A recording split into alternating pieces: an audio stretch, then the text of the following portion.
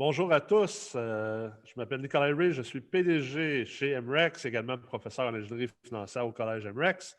Alors, merci d'être avec nous aujourd'hui pour une discussion autour, en fait, une mise à jour autour du financement pour les immeubles multilogements euh, durant cette crise, on pourrait dire cette crise sanitaire et maintenant même cette crise financière, étant donné que selon plusieurs économistes, on est en récession présentement.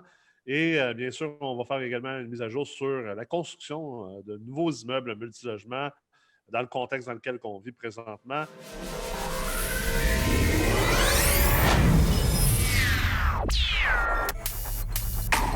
Alors, avec moi comme invité aujourd'hui, qui est de retour avec nous, bien sûr, Tommy Archambault, qui est président de Levier, agence immobilière, qui est à la fois courtier hypothécaire et courtier immobilier, en plus d'être avocat. Tommy est également enseignant en ingénierie financière et financement au Collège MREX. Tommy, merci d'être là. Merci, Nick. Alors, beaucoup de choses ont changé depuis notre dernière discussion. Beaucoup de choses se sont cristallisées ou se sont dévoilées davantage. Commençons par un peu les grandes lignes.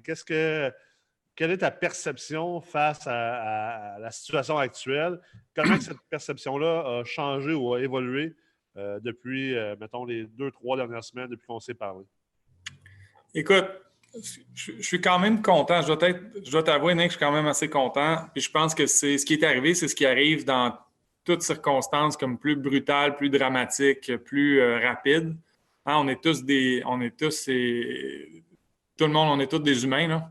On a des émotions. Puis quand ça va vite comme ça, quand c'est brusque comme ça, quand c'est aussi violent comme ça, on réagit. Enfin, on réagit. Alors, c'est l'insécurité qui s'installe, c'est l'émotion qui s'installe, puis les gens sont en mode réaction. Fait que quand je dis que je suis content puis que je suis quand même, je dois dire, je commence de plus en plus à être positif pour la suite des choses déjà. C'est que j'aime quand même les réflexes que les gens ont. Quand je dis les gens ont, c'est que je vais ramener ça à mon industrie. Je passe mes journées au téléphone avec tous les grands banquiers et les grands financiers de l'industrie. Alors, autant au niveau du financement de construction, autant au niveau du financement long terme sur les actifs qui sont existants et stabilisés, autant du côté des gens qui sont là en partenariat en équité, les gens qui sont là en dette subordonnée hein, pour les notes B, la mezzanine, le levier de construction, les prêteurs alternatifs. Alors, je parle avec tout le monde. On se tient très, très au courant. Et puis, on essaye de voir tout le monde ensemble un petit peu comment on évolue avec cette situation-là qui change de jour en jour. Quand je dis que je suis content, c'est qu'éventuellement, évidemment, au début, tout le monde, l'industrie a eu le même réflexe. Alors, tout le monde a, si on veut, est venu sur les breaks. Alors, tout a freiné. Tout a littéralement freiné. Loin, je ne suis vraiment pas en train de dire que tout est reparti. Vraiment, vraiment pas. Mais au moins, on voit que les discussions, le ton des discussions a déjà changé. Puis ça, je trouve ça encourageant. Ce que je veux dire par là, c'est que l'industrie, à un moment donné, arrête l'hémorragie, dit on a besoin de temps pour comprendre c'est quoi exactement la situation dans laquelle on est, c'est quoi la situation dans laquelle on s'en va, puis on réajuste notre profil de risque, notre appétit, puis on regarde où on s'en va. Puis déjà, pas que les gens sont venus, c'est beaucoup trop tôt. On est encore en plein milieu de la tempête. Mais au moins, j'aime que le discours soit les gens ont hâte de revenir à la table, les prêteurs ont hâte de revenir à la table. Les prêteurs vont revenir à la table éventuellement. C'est une question de temps. Il y a encore beaucoup trop d'incertitudes. On ne sait pas combien de temps ça va durer, cette crise-là. On ne sait pas s'il va y avoir une deuxième vague. L'évolution au niveau de l'emploi change à toutes les... Là, on commence à avoir les chiffres. Il y a des compagnies qui arrivent avec leurs résultats. Alors, ça va prendre des semaines, des mois pour qu'on se remette la tête un peu à jour, qu'on comprenne un petit peu plus. Mais au moins, ce que je veux dire, j'imagine que ce que je veux que les gens retiennent, c'est qu'au niveau de la finance, ça va éventuellement revenir. Puis les gens ont un désir de revenir. Il faut juste qu'on comprenne dans quelle situation on est. Absolument. Je pense que le point est extrêmement bon aussi. Puis on en a parlé amplement ensemble lors du dernier épisode qu'on a fait ensemble. J'en parle constamment, de maintenir cette perspective-là. Je pense que c'est important. C'est la chose qu'on contrôle, en fait, comme investisseur immobilier ou comme professionnel du domaine. C'est d'être capable de maintenir notre perspective, de rester groundé, puis de ne pas tomber dans autant la panique ou la peur. Puis c'est facile à dire. Je veux dire, on le fait tout. Là. Je suis convaincu qu'il y a des moments que toi aussi, tu l'as fait. Il y a des moments que moi aussi, je l'ai fait ou qu'il y avait des moments d'une journée que j'étais comme ouf, aïe, aïe, OK. Tu sais, là, je me laissais envahir par la peur puis ce qui s'en venait. Mais Plusieurs ultimement, fois. il faut essayer de travailler pour ramener ça puis de comprendre que, tu sais, il y a des économistes en ce moment très réputés qui disent qu'on est en train de vivre ou on est entré dans ce qui va être la pire récession que la planète a vue depuis 1930. C'est sûr que ça fait... C'est très alarmant quand on entend ça, mais en même temps, parce que notre image de 1930, on ne l'a pas vécu.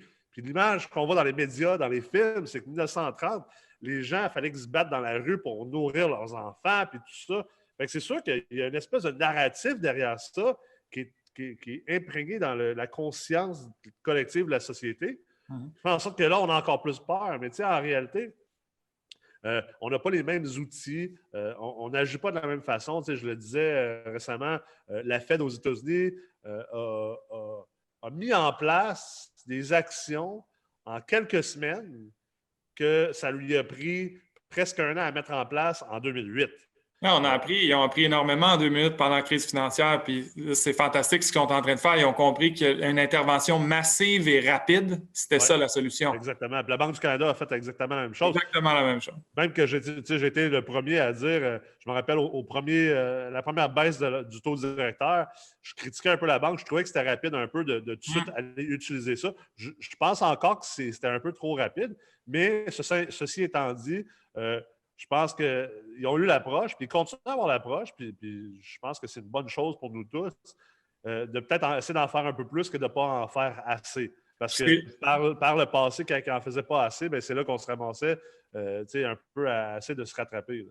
C'est là où que je pense que une fois que l'espèce de panique initiale intense passe, là, on se calme. On a tous pu réagir dans nos business personnels, nos immeubles. On a géré un petit peu la crise. On se fait des plans A, B, C, etc. Peu importe, on réagit. Mais là, je pense qu'on est dans Là, en tout cas, moi, je parle pour moi personnellement. Depuis une semaine ou deux, je suis beaucoup plus en réflexion pour la suite des choses. Puis je tente de revenir un petit peu à la base puis de revenir au niveau plus macro. Bon. Qu'est-ce qu'on se dit? Je me trouve chanceux d'évoluer dans la classe d'actifs immobilières qui est le multirésidentiel. Parce que comme je disais dans notre dernier webinaire ensemble, je suis convaincu que ça va être la classe d'actifs pour les 20 prochaines années de prédilection. Si on revient à la base puis qu'on se dit, bon, OK, qu'on fasse le scénario du plus pessimiste au plus optimiste, puis à un moment donné, peut-être les gens diraient au vraiment, vraiment négatif, au pas pire. C'est à peu près ça le range qu'on a en ce moment. Parce que faire des scénarios excessivement optimistes en ce moment, c'est un peu spécial. Là. Mais qu'est-ce que les gens vont avoir besoin demain matin? Si j'ai évolué dans le marché immobilier, puis pourquoi que le multirésidentiel risque d'être excellent pour les prochaines années, les gens n'ont pas besoin d'aller au magasin pour aller s'acheter un chandail ou des souliers.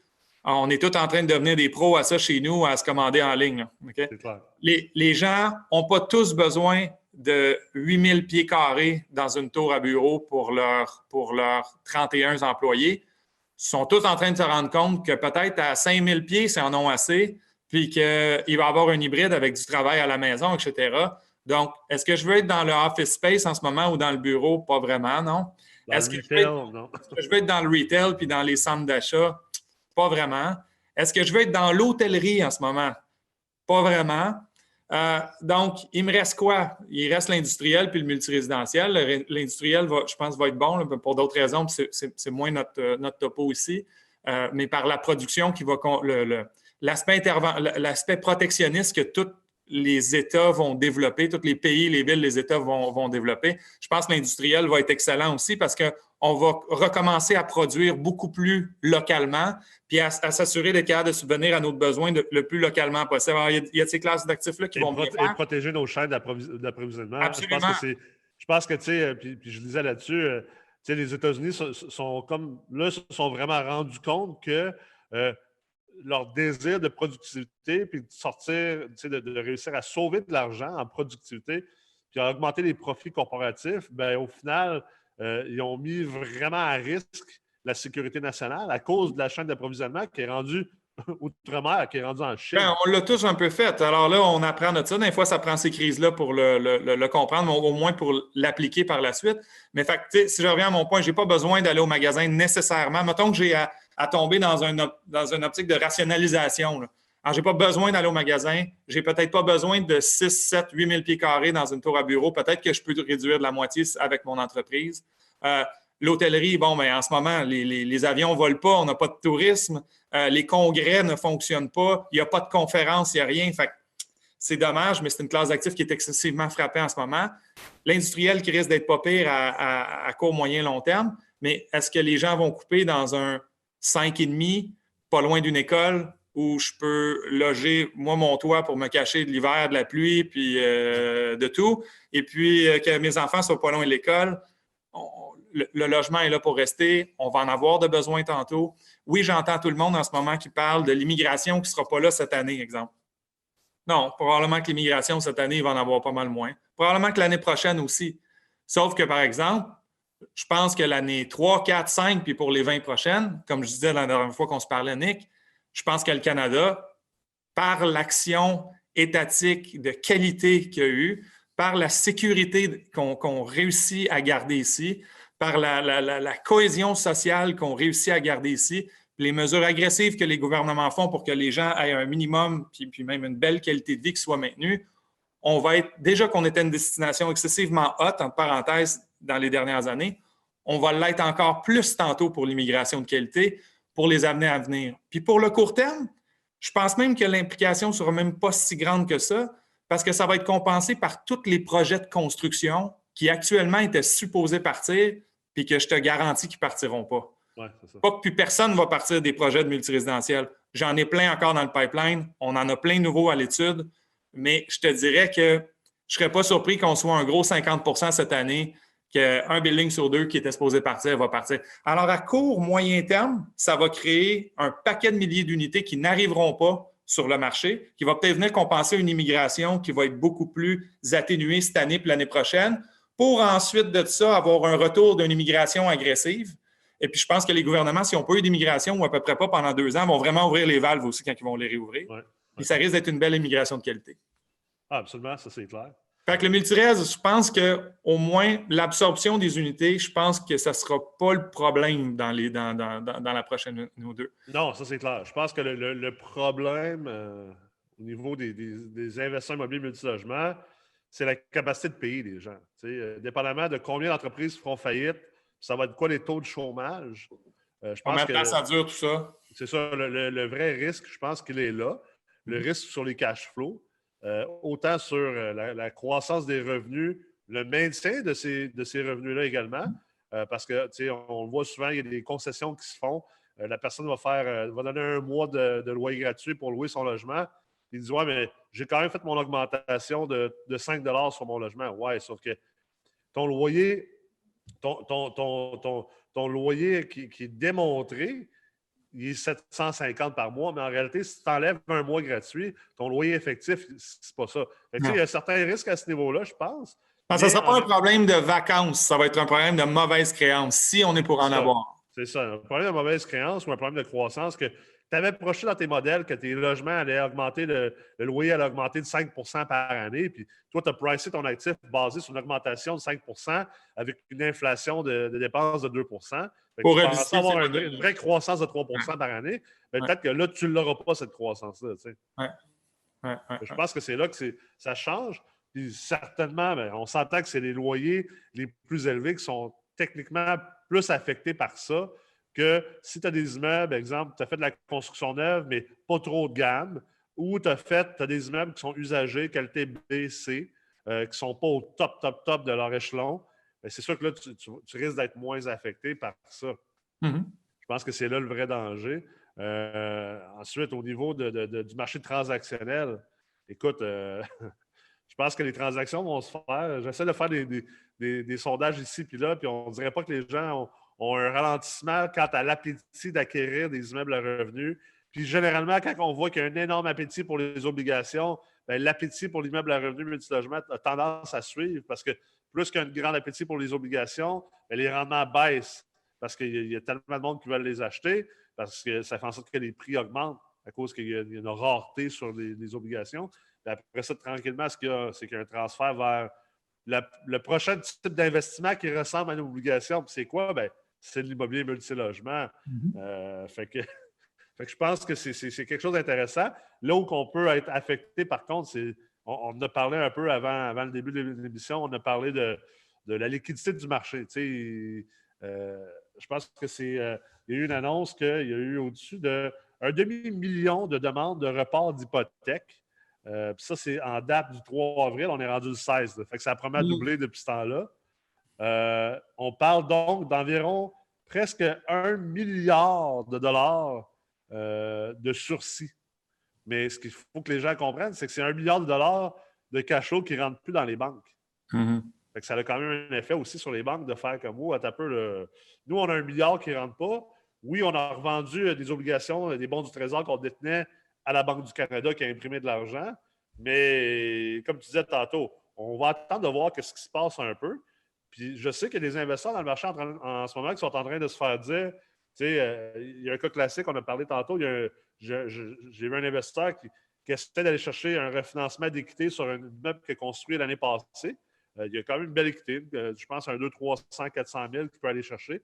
Et finalement, il se fait dire par l'institution financière, désolé, on n'a pas assez de liquidité pour te refinancer ou te faire, en fait, de te faire un pari passu, de te faire un deuxième financement pour ce retrait d'équité-là.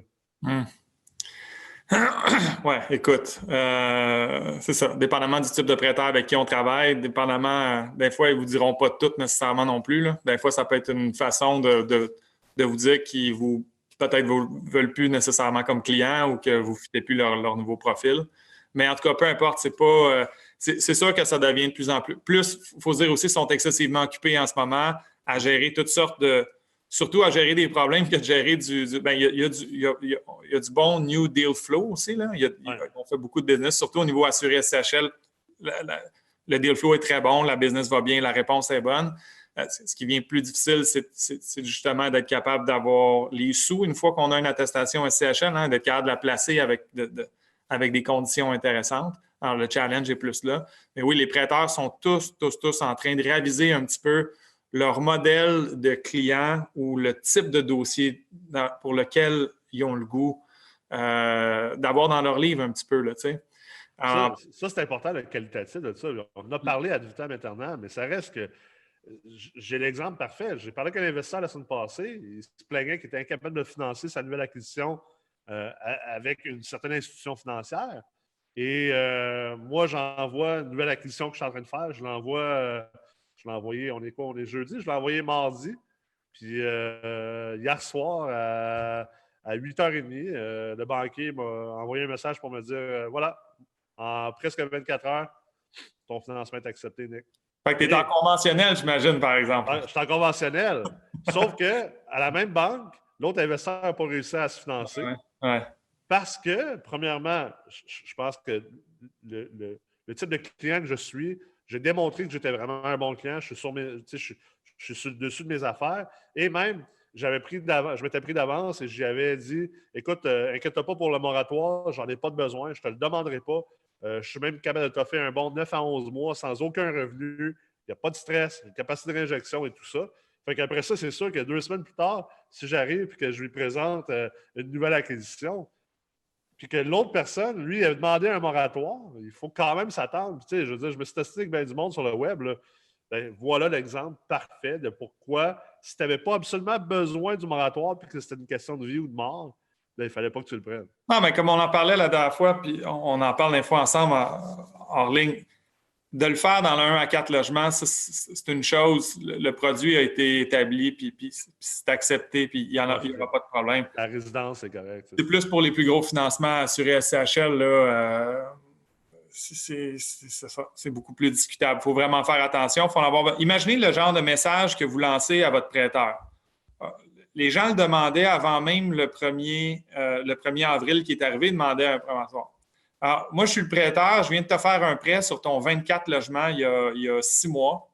Et puis ça a bien été, on a fait l'analyse de ton building, tous les ratios fonctionnent, on t'aime comme gestionnaire puis comme emprunteur, ta capacité financière actuelle, capacité de réinjection, etc. Et puis là, tout à coup, il arrive le COVID-19, les problèmes que ça amène, etc. Puis c'est arrivé en début mars, on n'avait même pas eu le temps de boucler un vrai mois de location. Alors, tu es là puis tu demandes un moratoire sur tes paiements hypothécaires, puis non seulement, tu n'es pas juste en train de dire « j'ai même pas été capable de m'arranger pour mon premier mois financièrement », mais je ne sais même pas si je vais avoir à m'arranger parce que je ne sais même pas encore si les gens vont me payer ou non. Ouais. Tu sais, je ne vous dis pas que ça ne se fait pas, je ne vous dis pas que les gens ne peuvent pas le faire, je veux juste que les gens réfléchissent puis imaginez le genre de message que ça envoie à votre prêteur. Là. Puis là, vous revenez puis vous voulez aller vous faire financer votre deuxième phase pour l'autre 24 logements que vous êtes en train de construire à côté. Tu sais, il faut juste avoir un petit peu de perspective, il faut juste rester réaliste sur le message qu'on envoie, la façon qu'on peut être perçu comme investisseur ou comme demandeur pour une hypothèque. Puis là, je vois toutes sortes de chiffres sortir à date. Mais faites le tour, là. Dans le marché, là, normalement, là, entre 90 et 100 des loyers là, ont été perçus. Là, OK? Fait qu'on est à peu près à 90 pour le premier mois d'avril. Mais j'ai vu quelque chose passer récemment. Quelqu'un écrivait 46 des propriétaires au Québec ont eu un problème de collection dans leur building. C'est probablement le taux normal en position normale. Un problème de connexion, si tu as un 106 logements et il y a 2 personnes qui ne t'ont pas payé, ça, c'est la norme. Là. Alors, mais là, si on commence à faire rentrer ces gens-là dans la statistique des gens qui n'ont pas eu, on aurait eu ce problème-là. Non, la vraie stat, c'est combien de personnes ont eu des gens qui n'ont pas payé, vu la nouvelle situation, directement causée par la nouvelle situation. Puis honnêtement, autant pour mes immeubles, j'en ai plusieurs, autant pour ceux, j'ai fait le tour de la plupart de tous mes clients, amis investisseurs, mes builders, jusqu'à l'institutionnel à Toronto. J'ai appelé tout le monde pour savoir à peu près où on se situe. Puis honnêtement, je ne vous dis pas que si ça continue à traîner dans le temps, on va commencer éventuellement à avoir plus de problèmes s'il fallait que la situation perdure. Pour le premier mois, là, le 1er avril, l'impact a été mineur, là, pour ne pas dire excessivement marginal. Là. Ah, okay. C'est clair, absolument. Moi, j'ai dû parler avec des centaines d'investisseurs, puis je pense que le taux se situe aux alentours de peut-être 2-3 vraiment de nouveaux cas. De nouveaux cas vraiment liés à la situation. Exactement. Moi, j'en ai eu un, finalement, sur l'ensemble de mon parc. Là, fait que, tu sais, parlez-moi pas du monde qui ont payé le 2 ou le 3 parce que soit qu'ils attendaient le chèque du programme gouvernemental, ou soit que leur paye arrivait jeudi, ou soit que c'est quelqu'un, on en a tous des retardataires qui sont des retardataires automatiques. Là. À tous les mois, ils te payent le 2, 3, 4, 5, classique. Ces gens-là ne rentrent pas dans la nouvelle stat. Encore une fois, la stat, c'est quoi les vrais nouveaux cas directement reliés à la situation actuelle? Puis honnêtement, c'est vraiment pas beaucoup. Les gens veulent payer leur loyer, les gens payent leur loyer, les gens prennent ça au sérieux. Puis oui, il y en a tout le temps des cas d'exception. Il y a tout le temps toutes sortes de monde. Il va y avoir des profiteurs aussi qui vont essayer de tenter de ne pas payer quand ils pourraient vous payer. Il va en avoir des histoires, là. C'est pas ça. Là. Mais il faut avoir de la perspective puis regarder le big picture. À date, l'impact n'a vraiment pas été gros. Mais là, ça va être intéressant de voir mois 2, mois 3, mois 4. C'est ces mois-là que j'ai hâte de voir venir. C'est eux que je vais trouver plus importants. T'sais. Tout le monde peut s'arranger au début, là, d'habitude. Mais là, ça va être le fun de voir mois 2, mois 3, qu'est-ce qui se passe. Je suis confiant, mais bon, il faut surveiller. Mais à date, il n'y a pas eu beaucoup d'impact. Fait que, tu sais, demandez votre moratoire pour une hypothèque. Attendons de voir si les gens nous payent ou ne nous payent pas. Si jamais, à un moment donné, vous avez besoin d'aide, il y a des outils qui sont là. Mais en attendant, faites attention au message que vous envoyez comme emprunteur. C'est clair. Je veux dire, si c'est une question de vie ou de mort et tu vas faire défaut sur ton paiement, OK. C'est correct. Là. Je vais être le premier à appeler si 60 de mes locataires ne me payent pas. Là, je vais appeler mon banquier. C'est sûr, mais en même temps, là, la vérité, là, c'est qu'on en parlait aussi. À cause de la manière que le financement multilogement est structuré, qu'il y a un concept qui s'appelle le ratio de couverture de dette. Puis à cause aussi que les banques, dans les dernières années, ou les entreprises, les institutions financières ont été très généreux sur, par exemple, les marges de crédit. Moi, j'ai une marge de crédit de 10 d'équivalent de toutes les hypothèques que j'ai.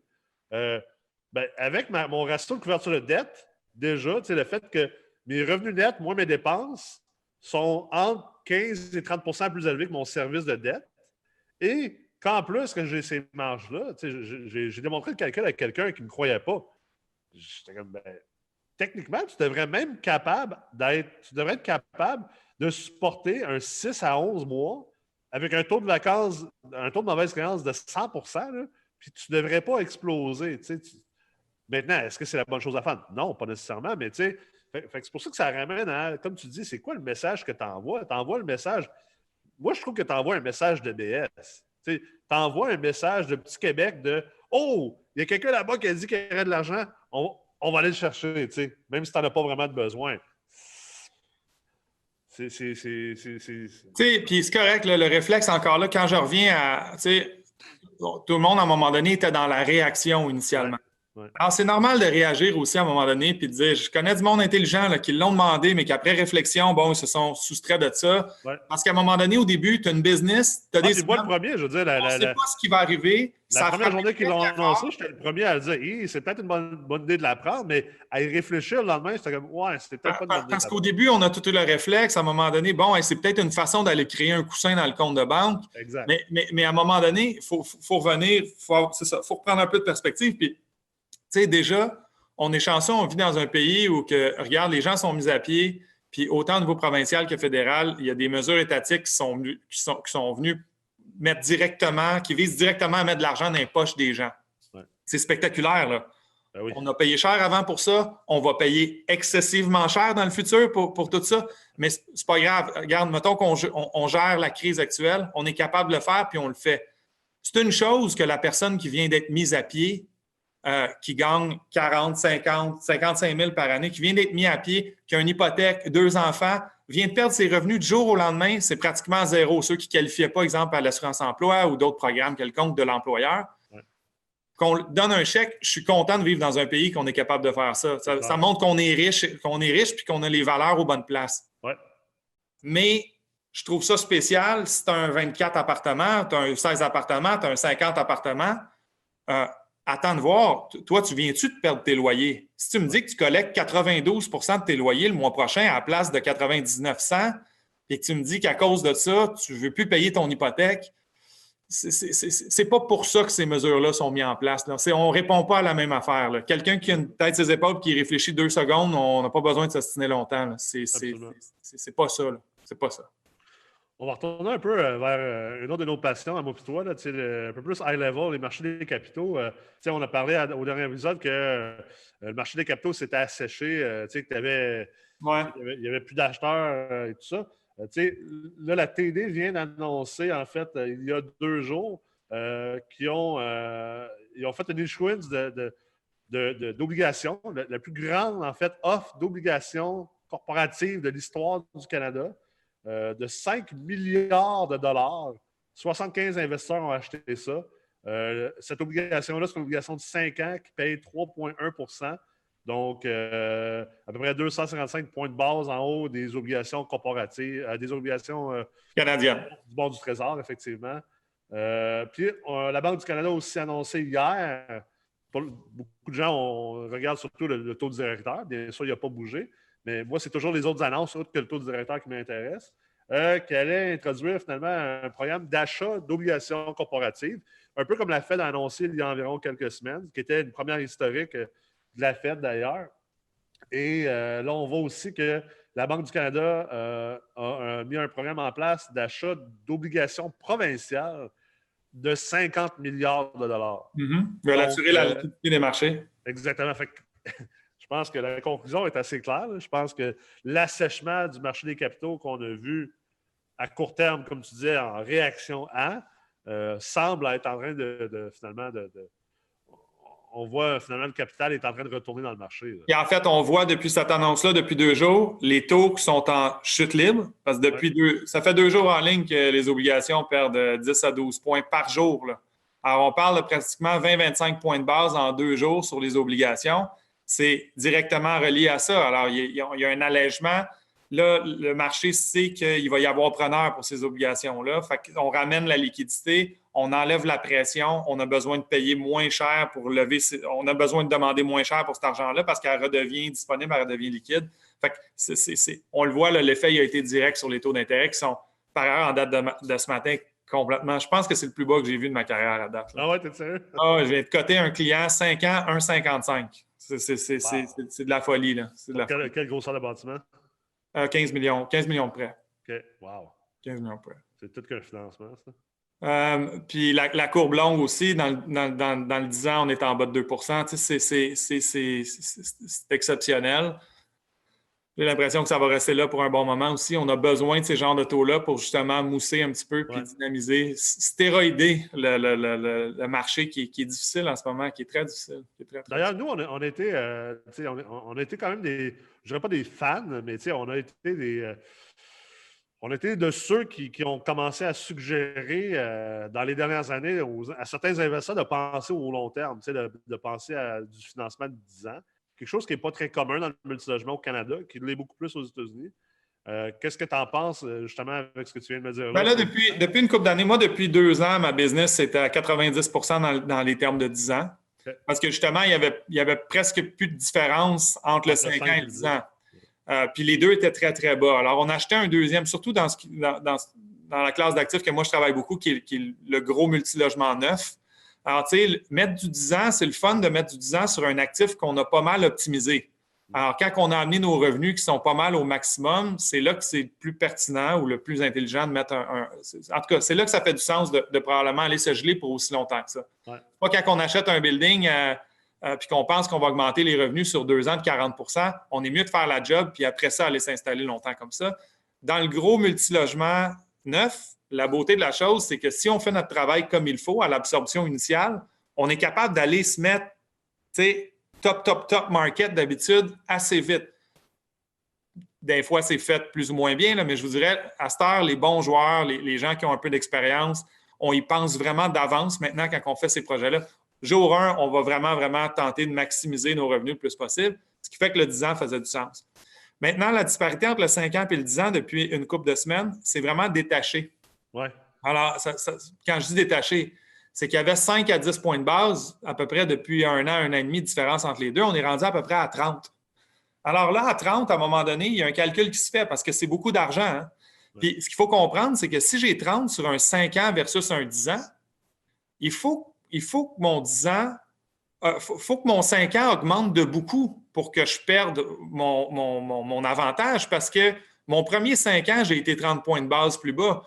Donc, il ne faut pas juste me dire qu'il faut que je sois 30 points de base plus haut pour que ça vaille la peine. Pour aller rattraper ce que j'ai sauvé sur ma première tranche de 5 ans, il faut vraiment, vraiment que mon 10 ans soit attrayant pour que je me dise « OK, c'est encore bon pour moi de signer 10 ans aujourd'hui. » Si je veux vraiment jouer le taux d'intérêt, parce qu'il y a différentes choses. 5 ans, 10 ans, oui, il y a une question de taux d'intérêt, mais une question de stratégie aussi dans le temps. À un moment donné, des fois, on peut vouloir dire je me sécurise mon service de la dette pour 10 ans. Oui, je me couche sur les deux oreilles. Mais si on veut vraiment jouer le taux d'intérêt, en ce moment, le 5 ans redevient drôlement intéressant, là, par exemple. Les spreads demandés dans le 5 ans aussi, vu que le 5 ans était moins en demande cette année, sont intéressants dans le 5 ans aussi, hein, la marge que la banque va se prendre, que le prêteur va prendre. Alors, le spread qui souvent est plus intéressant, mixé avec l'obligation qui est maintenant beaucoup, beaucoup plus basse que le 10 ans, que l'historique des 2 dernières années, fait en sorte que les deux combinés font du sens. Plus, je dirais un troisième élément, si on a l'impression que les taux vont rester excessivement bas, ce que je pense, là, les problèmes dans lesquels on est en train de se mettre en ce moment, puis les problèmes auxquels on va avoir à faire face économiquement parlant pour les prochaines années, nous assurent pratiquement qu'on va être dans un environnement de taux d'intérêt historiquement les plus bas qu'on a à peu près jamais vu ou connu. Pour un bon moment, probablement. Donc, 5 ans, c'est vite. On va revenir vite à 5 ans. Alors, ton premier terme de 5 ans va revenir vite en renégociation. On risque d'être encore en train de sortir de tous les problèmes dans lesquels on est en train de créer, en tout cas, de la situation dans laquelle on est en train de se mettre aujourd'hui. Fait que j'ai l'impression que ça peut même être un gamble intéressant, là, de dire que les taux vont vraiment, vraiment, vraiment avoir augmenté de façon là, significative. Là. Fait que je vais absolument me jouer un 10 ans aujourd'hui parce que c'est sûr que les taux vont remonter bien gros. À court, moyen terme, les taux remonter bien gros, là. Quand on rentre probablement dans la plus grande récession depuis la crise de 29, là, j'ai de la misère à me faire des scénarios qui tiennent autour de ça. Ouais. Certains diront que dans 4, 5, 6 ans, les taux devraient finir par monter. Pour gérer l'inflation qu'on va créer, peut-être. Ce qui n'est pas arrivé, en fait, dans le dernier cycle. Pas en tout, zéro. L'inflation était même, ça s'en allait de l'autre côté. Ça répondait même. Les taux écrasaient. Mais normalement, on voudrait penser que les taux devraient remonter, surtout avec l'inflation qui va être créée. C'est l'outil de prédilection pour la gestion de l'inflation. Mais écoute, on est dans un autre type d'économie puis de bulle. Non, c'est clair, c'est clair. Au niveau de la SHL, justement, on en parlait tantôt. Bon, j'ai parlé de mon financement conventionnel. Les gens qui essaient de financer présentement puis d'avoir un prêt financé qui est assuré SCHL, à quoi ils peuvent s'attendre? C'est quoi les réalités? Parce qu'il y a beaucoup de gens qui sont très. Je le vois, cette question-là revient souvent. Là. Les gens sont inquiets. C'est quoi? Déjà qu'on sait que pendant par certains moments, c'était très long d'avoir des financements avec la SCHL. C'est quoi les attentes qu'un investisseur aujourd'hui devrait se faire s'il s'en va, s'il essaie d'aller financer ou refinancer avec la SCHL? Écoute, je te dirais, Nick, c'est le côté de la business qui me rend le plus content en ce moment. La SCHL, c'est le gouvernement fédéral. Ouais. On sent qu'ils ont vraiment un désir d'aider l'industrie de ce côté-là puis d'assurer la liquidité de ce segment-là de l'industrie. Alors, qu'est-ce que je veux dire par ça? Ils sont présents, ils sont vraiment open for business. Les délais se sont réduits de façon assez significative dans les dernières... C'est assez récent, mais dans les dernières semaines, même derniers mois, 2-3 mois, depuis 2-3 mois, ça va beaucoup mieux au niveau des délais. Dans les dernières semaines, ça va relativement très bien. Alors, on est revenu plus dans des délais un peu qu'on connaissait là, au niveau qu'on connaissait au niveau de l'industrie en général, mettons des 5, 6, 7, 8, 9, 10 dernières années. Ouais. On est revenu en termes de délai. Le appétit est là. Et puis, les valeurs, je suis excessivement content. On atteint des belles valeurs, on bat des nouveaux records, autant dans l'existant que dans le neuf. Alors, il y a une ouverture pour les amortissements plus longs aussi. Alors, du 35 puis même du 40 ans dans des immeubles qui sont plus âgés que ce qu'on était habitué de faire pour aller obtenir ces genres d'amortissements-là. C'est des choses qui se demandent en tout cas très bien aujourd'hui. Okay. Il y a une belle ouverture de ce côté-là. Fait que je vous dirais au niveau des demandes, au niveau des conditions qu'ils vont nous donner, montant de prêt, amortissement, ouverture, ça va très, très bien. Les délais sont rendus un petit peu plus serrés, donc vont mieux du bon côté. Puis, on a des taux qui sont au plus bas qu'on n'a jamais vu. Fait que tout ça mis ensemble, je vous dirais, il faut que les investisseurs puis les emprunteurs actuellement soient vraiment confiants de ce côté-là. On est dans un monde qui change à tous les jours et à toutes les semaines en ce moment. Ça va être quoi leur vision du marché le mois prochain, dans 2 mois, dans 3 mois, dans 6 mois? Je ne le sais pas. En ce moment, ils sont très aidants, sont très conciliants. Ça va très bien. Je m'attends à ce qu'ils restent là pour justement assurer cette espèce de pérennité-là, de liquidité-là, de fluidité-là dans le marché. Alors, je m'attends à ce qu'ils restent de notre côté puis que ça continue à bien aller. Mais évidemment, comme tout le monde, c'est du monde intelligent, là. Puis c'est des gens qui sont là pour gérer le risque. Puis ils gèrent le risque de l'État, puis de l'économie, puis du système financier. C'est certain que si dans 2, 3, 4 mois, le taux de mauvaise créance commence à vraiment augmenter de façon significative puis réelle, qu'on voit qu'on ne sort pas du tout de ce merdier économique-là, qu'on a toutes sortes d'indicateurs qui nous démontrent que ça va de plus en plus mal, etc. Je ne vous dis pas qu'à un moment donné, ils ne commenceront pas à avoir des réserves, à peut-être changer leurs paramètres au niveau de l'analyse, à devenir un petit peu plus conservateurs dans leur approche. Puis tu sais quoi, s'ils le font rendu là, ils auront probablement raison de le faire, là. Mais j'ai l'impression que tant qu'on voit que justement, ils doivent surveiller beaucoup la collecte des loyers, mais que du moment où on a l'impression que les gens payent, que la demande est toujours là, que l'absorption puis que le taux de vacances est bas, j'ai vraiment l'impression qu'ils vont être là pour nous puis continuer à nous aider comme ils nous aident en ce moment. Super. C'est quoi en ce moment, c'est quoi les institutions qui sont peut-être... si on faisait un topo des institutions financières prêteuses, autant au niveau peut-être du long terme, mais aussi peut-être du conventionnel, la mezzanine, la note B, tout ça, qui est là en ce moment? Qui est actif? Écoute, Nick, c'est un peu touché de rentrer là-dedans. Je vous dirais que parce que ça peut être un peu différent, là, dépendamment des... le produit puis l'investisseur, dans le fond. Oui, tu sais, le produit, les relations aussi que le client peut avoir avec un prêteur, les relations que les différents courtiers entretiennent avec ces prêteurs-là. Je me compte excessivement privilégié en ce moment d'avoir bâti les relations que j'ai bâties dans les dernières années avec plusieurs des meilleurs prêteurs de l'industrie qui, pour en ce moment, ont peut-être moins de disponibilité, mais qui tentent de m'aider, moi puis mes clients, à arriver à nos fins. Donc, tu sais, c'est tellement flyé, Nick, en ce moment, que je ne rentrerai pas à nommer parce que c'est même plus de nommer une institution financière ou une autre, c'est à travers ces institutions-là, le call ou la décision est différente pour dépendamment le client, le courtier, le type de dossier qui leur serait amené. Dis-toi, le CAT Large, en ce moment, il n'y a pas beaucoup d'appétit. OK? Il n'y a pas un appétit qui est énorme. Au niveau de la construction, exemple, là, au niveau de la construction, c'est excessivement difficile. Mais quand on arrive, par exemple, avec les clients, on leur amène les clients qui connaissent, les clients avec qui on a un bon track record, les clients qui ont développé des projets à l'intérieur de leurs coûts, qui ont toujours livré, qui ont des capacités de réinjection, qui sont capables de prendre les aléas de marché, puis que c'est bien qu'on est en train de construire le bon produit à la bonne place. C'est des dossiers qu'on est encore capable de vendre assez bien. Au niveau du financement à long terme, c'est la même chose. C'est pas que des fois qu'ils ne sont pas là, c'est que la disponibilité des fonds qu'ils sont capables de prêter, des fois, est moins disponible ou plus serrée, ou dépendamment 5 ans, 10 ans aussi. Alors, puis ils vont garder l'argent pour leurs bons clients. Ils vont garder, justement, si tu as moins d'argent à prêter, bien, tu vas la garder pour les gens avec qui tu as des bonnes relations. Tu vas la garder pour servir tes clients qui t'ont suivi depuis longtemps. Tu vas essayer de rendre contents les courtiers qui t'ont amené de la business de qualité depuis longtemps. Alors, mais je pourrais pas, j'ai jamais vécu une période comme en ce moment. Encore plus que jamais, je nommerais même pas d'institution financière à ce moment. Mais ça, je dirais aux clients, si vous avez des bons dossiers, appelez-moi, puis on verra s'il y a quelque chose à faire. Je pense que ça met en lumière, en fait, quelque chose que peut-être très peu d'investisseurs comprennent réellement.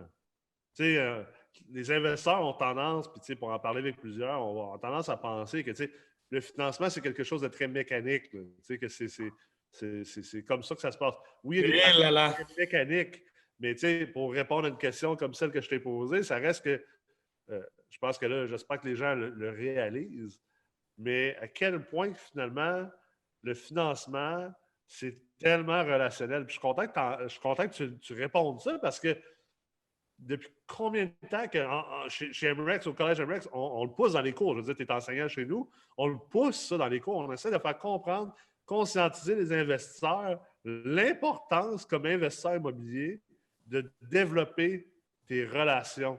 Que ce n'est pas juste le courtier qui dit qu'il a le meilleur taux d'intérêt ou tu t'en fais à faire telle institution ou telle affaire. C'est vraiment le relationnel là-dedans est prime abord. Bien, puis c'est dans ces périodes-là que le relationnel est le plus important. C'est sûr que quand il y a une disponibilité quasi illimitée de fonds 5 ans, 10 ans dans le marché, puis qu'on amène un petit 12 logements flambant neufs dans une ville comme Laval ou Longueuil ou Montréal, c'est des dossiers assez cookie-cutter qui se font assez bien pour à peu près n'importe qui puis qui sont assez liquides. Mais c'est quand on tombe dans des marchés comme ça en ce moment, où que les enveloppes ou les disponibilités de prêts sont beaucoup, beaucoup, beaucoup plus petites. Et puis que là, ben, dans cette conjoncture-là, vous voulez vous construire un 80 appartements avec la dette subordonnée sur de la construction, puis aller à la SCHL après ça pour un montant de 22 millions pour un terme de 10 ans. Bien, tout ça mis ensemble en ce moment, bien, bon succès. Là, si vous n'avez pas les bonnes personnes autour de vous, là, je veux dire, c'est un montage qui va être difficile à faire. Ouais. Puis, j'ai une question ici d'une personne qui est en train d'écouter la présentation. Est-ce que les REIT sont aussi présents et ont encore de l'appétit pour les gros multiplex? Comment je vous dirais ça? La réponse, il est beaucoup trop tôt pour connaître la vraie réponse. Ouais.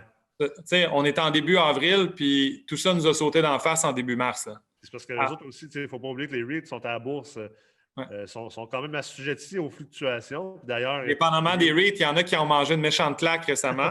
Surtout eux qui ont du retail puis du commercial. Là, les REIT qui ont une grosse exposition au niveau commercial, retail, bureau, hôtellerie, ça a été très, très difficile. Ouais. Ça risque d'être difficile aussi. Hein? Eux autres, pour lever des capitaux, imaginez ça après. Là. Eux, il faut qu'ils aillent lever des capitaux pour aller placer ça dans le marché. On a besoin d'investisseurs là, qui viennent se mettre en arrière d'eux autres. Et puis, sauf que je te dirais que dépendamment de leur structure, il y en a qui en ont en ce moment, il y en a qui ont encore beaucoup d'appétit. Je prépare justement quelque chose que j'espère bien être en mesure d'amener au marché prochainement, qui serait un actif de type institutionnel, vraiment AAA. Donc, ça va être une belle façon de tester. Évidemment, on a déjà fait des tests un petit peu d'avance. on leur parle au téléphone, je leur parle au téléphone à ces gens-là. Et puis, tu vois que le discours est ambivalent dans le sens que sont encore en mode réactionnel, sont encore en mode on essaye de comprendre puis on veut se positionner. Mais en même temps, je le vois très bien dans leur discours que pour les bons actifs, dans les bons endroits, c'est des gens aussi qui sont intelligents et qui savent que c'est peut-être une opportunité de mettre la main sur des actifs pendant qu'il y a peut-être moins de joueurs qui vont se battre pour, ou peut-être mettre la main sur des actifs qui, normalement, n'auraient pas peut-être été sur le marché pour différentes raisons. Alors, dans une bonne transaction, c'est toujours de trouver notre bon acheteur. Puis oui, au niveau de l'institutionnel, je le vois. À la limite, ça ne sera pas long avant qu'ils reviennent. Tout le monde va être autour de la table bientôt. En tout cas, plusieurs joueurs vont être autour de la table bientôt. Il ne faut pas oublier, il y a il reste beaucoup d'argent dans le marché encore. Il y a beaucoup de ces gens-là qui cherchaient à acheter des propriétés de grande qualité puis qui n'ont pas été capables de mettre la main sur ces propriétés-là. Alors, à un moment donné, quand on va revenir au marché avec les bons actifs, les meilleurs actifs, je te dirais qu'ils risquent fortement d'avoir l'appétit. En fait, ils nous laissent savoir qu'ils vont être là. Ce que je pense qui va peut-être être plus difficile au début puis qui va prendre un peu plus de temps avant de se repositionner ou de revenir, c'est que on a vu l'institutionnel acheter pas juste dans Montréal-Centre dans les dernières années là, au Québec. Ouais. On les a vus sortir en première couronne. Alors, autant, tu sais, Brossard, Laval, les vraies premières couronnes prime, si on veut, mais on les a vus aller plus loin que ça aussi. L'institutionnel a acheté haut dans le West Island. L'institutionnel a acheté à Boisbriand. L'institutionnel a acheté à Mirabel. En banlieue de Québec aussi. En banlieue de Québec. Alors, Québec-Centre, il y en a eu quelques-uns, mais en banlieue de Québec. Ouais. Alors, on a vu l'institutionnel vraiment sortir, être game de sortir de leur corps. Je vous dirais, par exemple, pour les connaître assez bien, leur premier réflexe, puis même en ce moment, les discussions qu'on a, si on est pour ramener des choses au marché, ils vont vouloir, par exemple, ça va commencer par Montréal. Oh, oui. On va revenir dans le corps. Là. On a même vu l'institutionnel rentrer dans les marchés dans lesquels il n'était pas avant. Comme exemple, j'avais fait une étude sur Moncton. Moncton, jusqu'il y a quelques années, il n'y avait aucun institutionnel là. Puis on commençait à rentrer. Il y a eu les premières acquisitions, justement, de REIT dans cette ville-là. Mais effectivement, je pense qu'ils vont revenir dans le corps. Là. Alors, ça va prendre du centre-ville d'Ottawa, ça va prendre du Toronto, ça va prendre du Montréal-Corps. Ouais. C'est par là que l'institutionnel risque de revenir. Ça m'étonnerait de les voir acheter en ce moment une transaction à, je ne sais pas moi, à Mirabel d'un côté ou à Belleuil de l'autre. Encore là, au niveau institutionnel. Puis, ouais. Je ne vous dis pas que ça reste des bons marchés multirésidentiels. Il va y avoir de la demande. Ces unités-là vont se louer. Mais demain matin, amener un gros actif institutionnel puis vouloir vraiment un cap rate, un TGA puis une agressivité institutionnelle en deuxième pas en troisième couronne, j'aurais vraiment des réserves en ce moment. Exemple, un promoteur ou un constructeur là, qui, en ce moment, il est assis sur un terrain là, pour faire 250 portes et plus. Je ne sais pas, moi, à Mascouche ou à Saint-Jean-sur-Richelieu, puis qui avait comme plan, justement, d'être capable de lever ça, puis après ça, de revendre ça qu'un TGA hyper agressif dans du 4,5 et plus bas. À l'institutionnel, en ce moment, il devrait peut-être... Bien, encore là, les discussions, parce que j'en ai plusieurs de ces discussions-là en ce moment, parce que plusieurs de mes constructeurs, on est en train, justement, de se positionner pour de la construction d'immeubles de 50 à 500 unités sur les mêmes sites. Ouais. Puis, un petit peu la discussion que j'ai avec eux, puis à quoi qu'on réfléchit en ce moment aussi, il faut faire attention. Tu sais, dans un an et demi, mettons qu'on est tous vaccinés puis que l'économie est repartie, bien, si demain matin, je veux me construire 250 appartements, comme tu dis, c'est un projet qui, si je le partais tantôt, n'est pas livrable avant 3 ans, une fois stabilisé puis prêt à vendre. OK? Fait que, mettons que là, avec ce qui se passe dans la construction, j'ai encore un peu de délai au niveau des villes, j'ai encore un 6 à 12 mois de travail à faire. Je commence à le construire. Je le construis en 1, 2, 3 phases. Je le livre dans 3 ans et demi, 4 ans.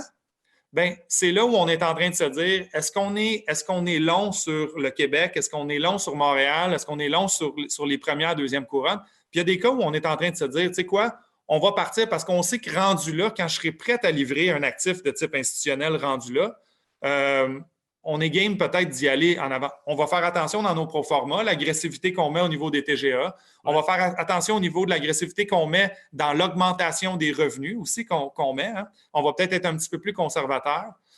on va peut-être travailler avec la vacance mauvaise créance plus à 4-5 au lieu de travailler à 3. Mais tu sais, c'est des choses qu'on va être game de faire. La personne qui pourrait être plus touchée à court terme, c'est exemple, si vous avez commencé cet actif institutionnel-là il y a 3 ans, puis il est prêt à être livré dans 4, 5, 6 mois, puis qu'est-ce que vous aviez prévu? C'est une sortie institutionnelle, une vente institutionnelle.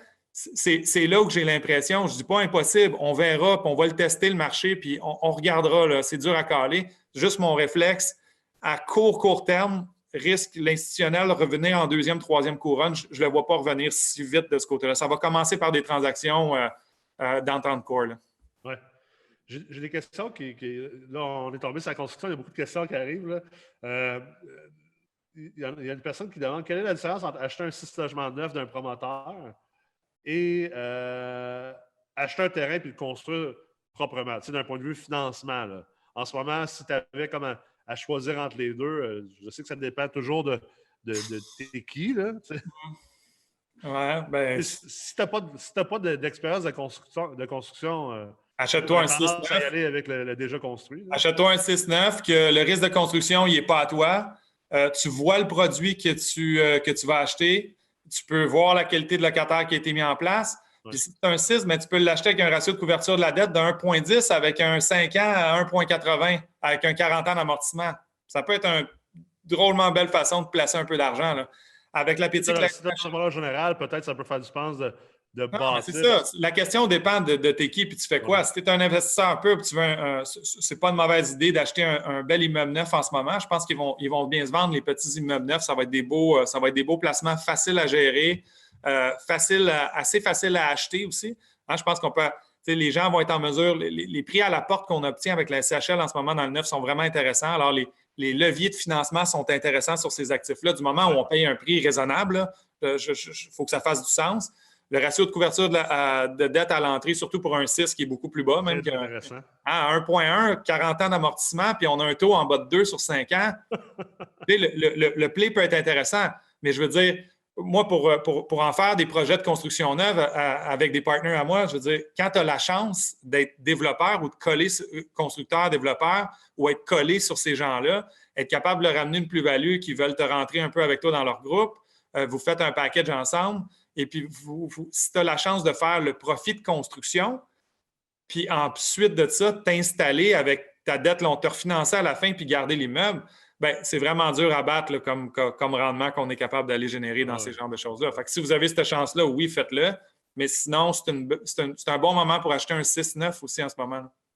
Je pense aussi, on en parlait dans le dernier épisode, c'est sûr que si tu n'as pas de feuille de route de construction d'immeuble, il faut quand même que tu t'attendes à ce que le financement soit un peu plus ardu. Ah, ben là, en ce moment, si quelqu'un a 0 feuille de route, n'a jamais construit un building, ou personne dans son équipe a d'expérience au niveau de la construction, de développement, je vous souhaite que ça soit entre un 6 et un 12.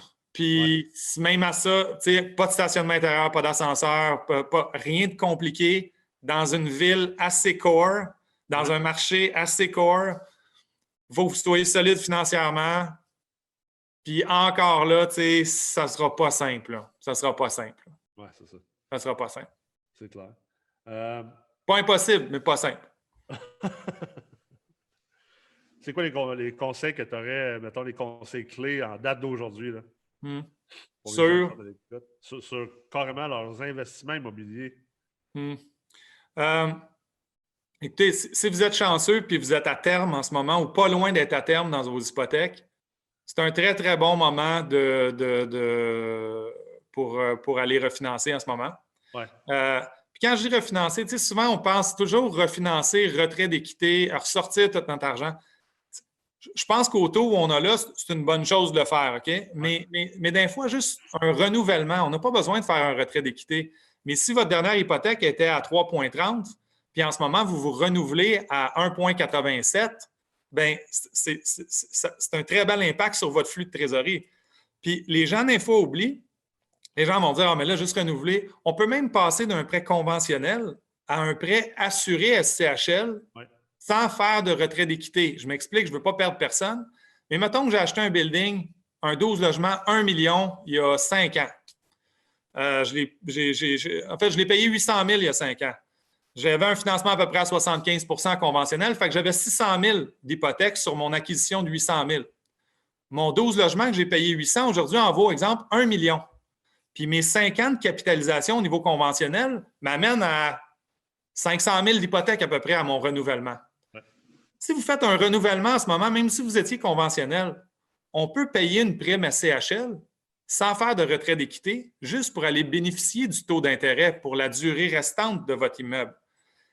Ce qui est le fun, c'est que si on est à 50-55 % de ratio prêt-valeur, OK, parce que votre building vaut maintenant 1 million, puis vous renouvelez votre dette de 500 000, la prime SCHL, c'est juste 1,75.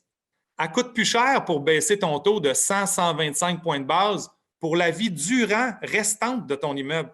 Comptez le nombre de fois que vous allez la repayer, cette prime-là, vous allez être très, très, très content. Alors, puis en plus, je n'embarque même pas dans le fait que si vous demandez, en plus, vous pourriez demander à ce moment-là de même plus être caution sur votre prêt. Ouais. Parce qu'on est rendu à 50 % de ratio prêt-valeur en prêt SCHL. On a le droit de demander que ce soit un prêt qu'on appelle non-recourse, avec aucunement de caution, ni corporative, ni personnelle. Fait qu'imaginez, vous baissez votre taux de 100-125 points de base, puis vous n'êtes même plus caution à votre prêt. C'est une belle façon d'aller se repositionner dans son financement actuellement. Ta prime, de toute façon, ta prime à CHL, tu peux l'amortir sur 5 ans fiscalement. En plus, fiscalement, tu vas rechercher ta prime, puis tu as les avantages.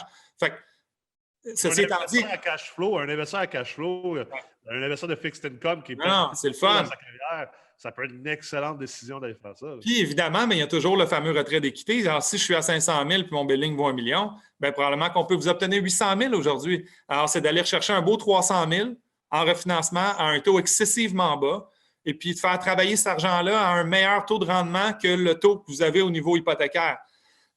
Puis sinon, un autre conseil, c'est un très bon moment pour en ce moment particulièrement, dans les prochaines semaines, prochains mois. Ça ne coûte pas cher de donner un petit coup de téléphone à ses locataires puis de montrer qu'on est présent. Pas de montrer qu'on a le dos large de même puis qu'ils peuvent nous demander n'importe quoi, mais les gens seraient surpris de prendre 5 minutes pour vos 20 appartements et de juste demander à vos gens comment ils vont, comment ils se sentent en ce moment, comment ils passent cette période-là.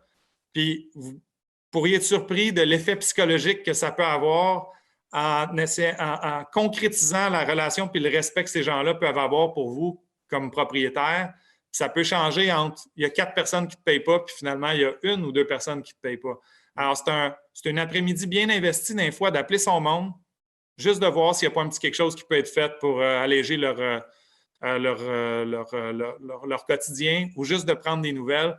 Investir dans les relations avec notre monde, c'est eux qui payent votre hypothèque, c'est eux qui prennent soin de votre immeuble. Alors, regardez vos échéances hypothécaires, prenez soin de votre monde à l'interne, puis gardez les yeux et les oreilles ouvertes aussi, puis apprenez tout ce que vous êtes capable d'apprendre pour être tenté de prendre les meilleures décisions possibles dans votre parc puis pour vous-même. Absolument, c'est clair. Moi aussi, je pense que je vais finir là-dessus. Je suggère à tous et chacun de effectivement faire tout ce que Tommy vient de vous dire de faire et également d'amener ça même à vos professionnels, de prendre le temps justement d'envoyer ne serait-ce qu'un petit courriel à vos banquiers, de dire « Hey, écoute, ça va bien de mon bord, tout est sous contrôle, toi, j'espère que ça va bien, blablabla. » Et également, passer beaucoup de temps, c'est le temps d'être à la maison, de retravailler les chiffres de vos immeubles, de votre portefeuille, de remodéliser, de vous faire des scénarios, puis de voir jusqu'à où vous pouvez tirer la note, jusqu'à où vous êtes prêt à aller, comment que votre portefeuille peut réagir par rapport aux différents scénarios qui s'en viennent. Il faut être bien placé aussi pour autant que si ça se met à moins bien aller, que si ça se met à mieux aller, bien, d'être dans une bonne position, et non pas dans une position où vous êtes trop réactif, une position plus active. Et bien sûr, de vous éduquer. Je veux dire, en ce moment, je pense qu'il n'y a pas un meilleur moment pour prendre du temps, pour faire des cours, pour lire des livres, pour réfléchir à nos stratégies, pour se remettre en question, puis aussi pour réfléchir à tout ce qui se passe, puis les moves que vous avez faits pour vraiment venir enraciner les apprentissages dans lesquels que vous vous investissez. Puis il faut faire attention à nous autres aussi parce que c'est dans un corps qui va bien, puis dans une tête qui va bien qu'on a la vision, puis la perspective, puis la tête pour prendre des décisions intelligentes, puis qui sont idéalement les meilleures pour nous. Là. Absolument. Merci beaucoup, Tommy. Merci beaucoup à toutes les personnes qui étaient à l'écoute aujourd'hui. Je vous souhaite une excellente journée et à bientôt.